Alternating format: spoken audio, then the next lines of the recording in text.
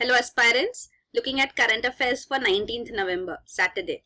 The news items picked from the Hindu are these six. The first one, India denies Pakistan claims of submarine intrusion. So Indian Navy has said that what Pakistan is claiming, that Indian submarine intruded into Pakistani territorial waters and the Pakistani forces prevented it from coming in, are all false claims. No such thing has happened.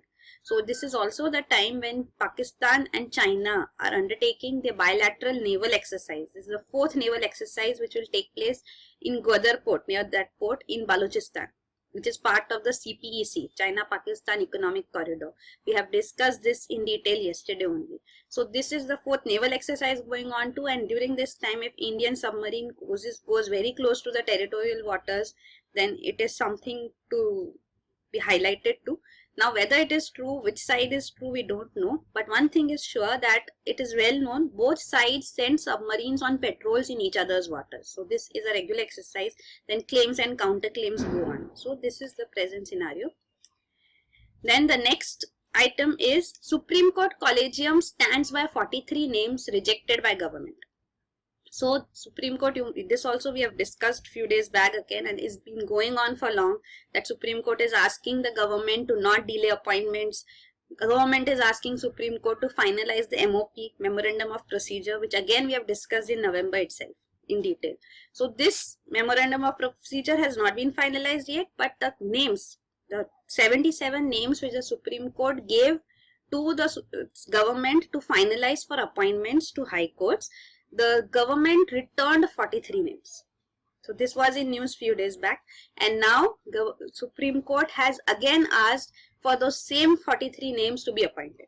So if it is, this recommendation of Supreme Court was sent back by the center once, if the Supreme Court again sends that same recommendation to the center, then center cannot reject it, it has to give its assent. It has to give its approval. So this is the way the collegium functions. So all 43 appointments, now again it will come in news because government is bound to give its assent to allow the appointments to take place. So this entire tussle about judicial appointments post the NJAC Act being declared unconstitutional by the Supreme Court, the whole issue has come up.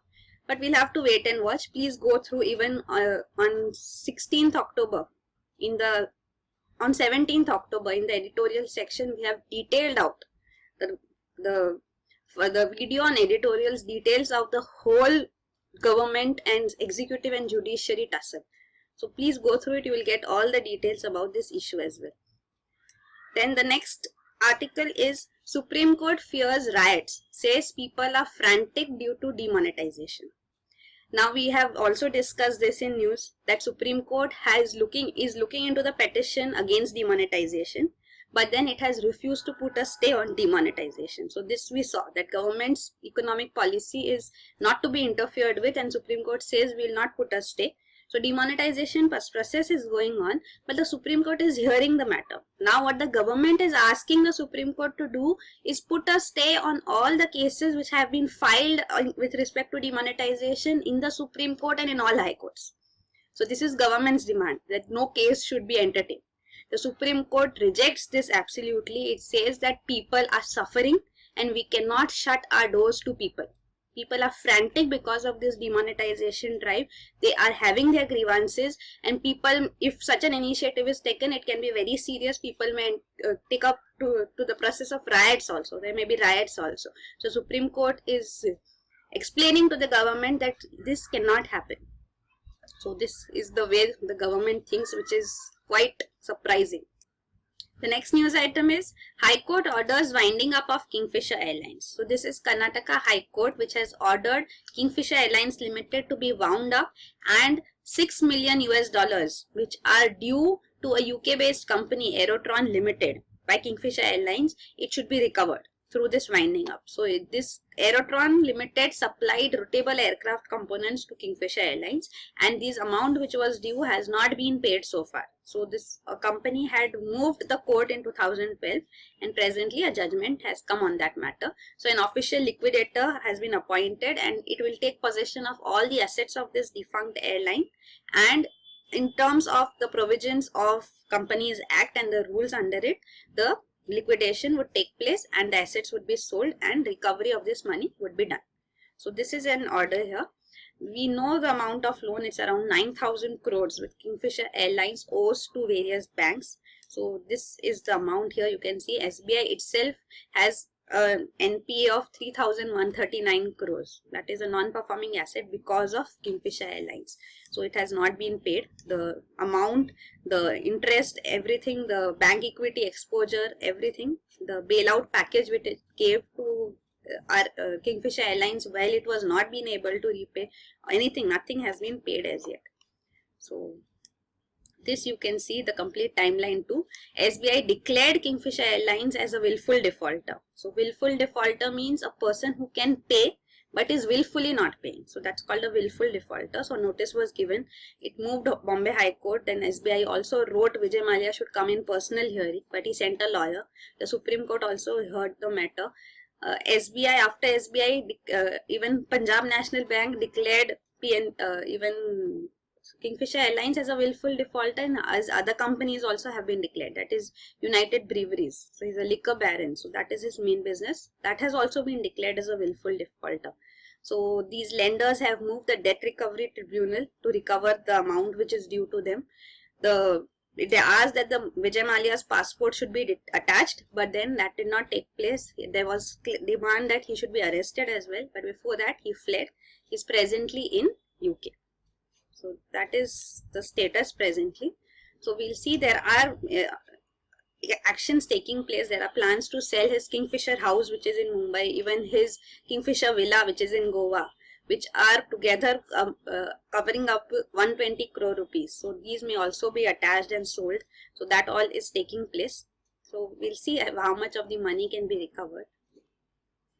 Then the next is disclosure of names of big loan defaulters pointless, Supreme Court. So there are many willful defaulters as well as defaulters who are not willful with the loans, on the loans which they have taken from various banks in India.